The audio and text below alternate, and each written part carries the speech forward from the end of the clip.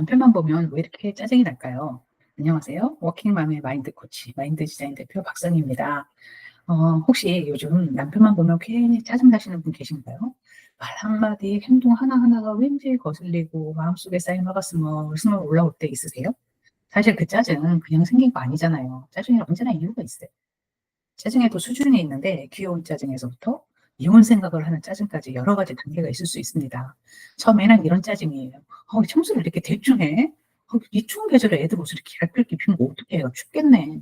이러다가 시간 지나면 왜 또 술 마시고 들어와서 잘 자는 애들 깨워가지고 나를 힘들게 하는 거야? 응? 정말 시원해. 본인이 효자가 되고 싶으면 열심히 하지 왜 자꾸 내가 해야 하는 거지? 뭐 이런 식으로 마음속에 화가 이렇게 차곡차곡 쌓이다 보면 또 자꾸 싸우다 보면 '아 이혼해야 되나?' 막 이런 생각이 입 밖으로 막 나오게 되는 그런 순간이 있습니다. 그래요. 우리는 좀 달라요. 남자, 여자, 부인과 남편 서로 좀 다릅니다. 왜 다르냐? 첫째는 우리는 타고난 성격이 달라요. 요새는 MBTI로 성격을 구분하기도 하지만 다른 부모에게서 DNA를 받아서 살아온 두 사람이 성격이 다르고 라이프 스타일이 다른 것은 너무나 당연합니다.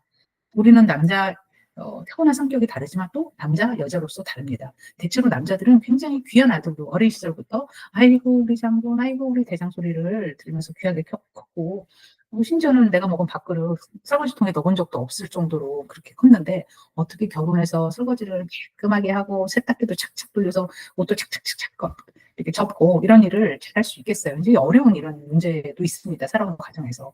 그리고 세 번째로 보통 우리가 내가 자란 가정 환경과 남편이 자란 가정 환경이 또 다르죠. 어떤 집은 굉장히 예의를 중시하는 집안이 있고 또 어떤 집은 굉장히 개방적으로 자랄 수도 있어요. 다른 가정 교육, 다른 학교 교육, 사회생활을 하면서 다르게 자라다 보니까 우리는 너무나 다른 두 사람이 만나서 마치 새로운 국가를 만드는 일처럼 쉽지 않은 일을 결혼 생활 속에서 체험하게 되고 그러다 보니까 짜증이 날 수밖에 없다고 저는 보여집니다.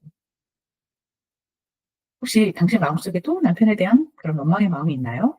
그건 이렇게 나타나죠. 평소에는 굉장히 잘 지내는 것 같아요. 근데 어느 순간 울컥하고 화가 올라와요.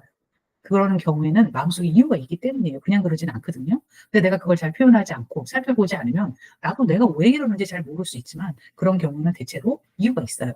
그중에서 오늘은 두 가지만 한번 같이 살펴보도록 하겠습니다. 첫 번째는 결혼 초반에 시댁과의 갈등으로 마음이 힘들었던 분들이 있으실 거예요. 나와는 다른 가족 문화를 가진 어떤 시댁과의 갈등으로 힘든 거죠. 시부모님의 요구가 좀 결혼 초기엔 굉장히 당혹스럽게 느껴질 수도 있고요. 그리고 임신하고 아이 키우고 이런 모든 어떤 그 남편과 나의 그 대조사에 부모님이 조금 과하게 간섭하시는 것 같다 이런 느낌이 들기도 하고요. 근데 이제 남편은 내 편이 되어 줬으면 하는데 그러기는커녕 시궁마 편을 들거나 눈치를 보면서 어찌할 바를 모르기도 하고 그러다 보면 보통 이제 여성들은 결혼한 아내들은 '내가 이 집에서 뭐지? 아 외롭다. 서럽다. 나를 지지해 주는 사람은 누군가.' 이런 마음이 인제 들다 보면 그런 마음이 쌓이다 보니까 원망이 되고 몇 년이 지나도 마음속에 이렇게 자리 잡아 갖고 잘 해소가 안 되는 그런 경우들도 있습니다. 그래서 첫 번째는 결혼해서 초기 2-3 년간에 많이 나타나는 증상인데요. 남편과의 관계, 특히 시댁, 시부모님과의 관계가 건강하게 이렇게 재구성되지 못하면서 쌓인 어떤 원망의 마음들이 마음속에 남아 있을 수 있다라는 것이 첫 번째고요. 두 번째는 육아와 가사 분담을 둘러싼 갈등이 있을 수 있어요, 남편과 함께. 나는 결제 활동도 하고 나도 일하잖아요. 당신도 일하고. 그런데 왜 아이돌 보고 밥하고 설거지하고 이런 것들은 '내가 왜 다 도맡아서 해야 하는 거지?' 무엇보다 내 인제 체력에도 한계가 이제 느껴지니까요. 남편도 같이 좀 적극적으로 해 줬으면 좋겠는데 그래도 가끔 설거지를 하지만 설거지를 하면 싱크대에 물기도 제대로 안 닦아 놓고 내가 가서 한 번 더 설거지해야 되니까 "아이 당신 하지 마라. 내가 그냥 하고 말지." 이렇게 인제 얘기하다 보면 많은 일들을 또 아내가 하게 되는 그런 경우도 있어요. 그러다 보니까 체력적으로 지치다 보면은 그렇게 인제 앙금들이 칠타래처럼 차곡차곡 엉키기도 하고 쌓이기도 하고 그래서 '이거 어디서부터 어떻게 풀어야 되지?' 인제 이런 고민을 하게 되는 그런 순간이 옵니다. 그래서 이 마음속의 앙금을 풀려면 먼저 이제 내 안의 감정을 천천히 꺼내서 좀 알아봐 주고 표현하는 게 필요해요. 내가 내 마음을 알아주지 않는데 누가 알아주겠어요. 글을 쓰시는 걸 좋아하시는 분은 글을 쓰시고 또 상담을 받는 것도 좋고 좋아하는 음악을 들으면서 막 춤추고 흔들면서 좀 푸는 것도 방법입니다. 어쨌든 나 자신을 표현하고 또 위로받는 게 중요해요. 그리고 또 하나가 더 있다면 받아들이기는 좀 쉽지 않지만 남편과 나는 다른 사람이다. 서로 다른 사람이라는 거를 이해하고 수용하는 거예요. 사실 우리가 내 기준으로만 생각하면 늘 실망스럽고 늘 답답하죠.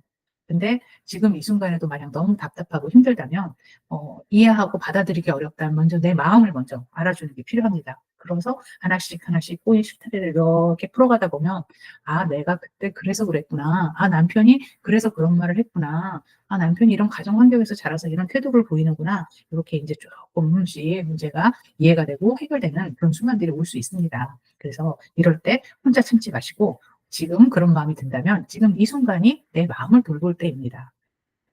남편에게든 누구에게든 말 못하고 혼자 삼키기 어려운 감정이 있다면 아래 더보기란을 보시고 문을 두드려 주세요. 지금 이 마음 그대로 오셔도 괜찮습니다.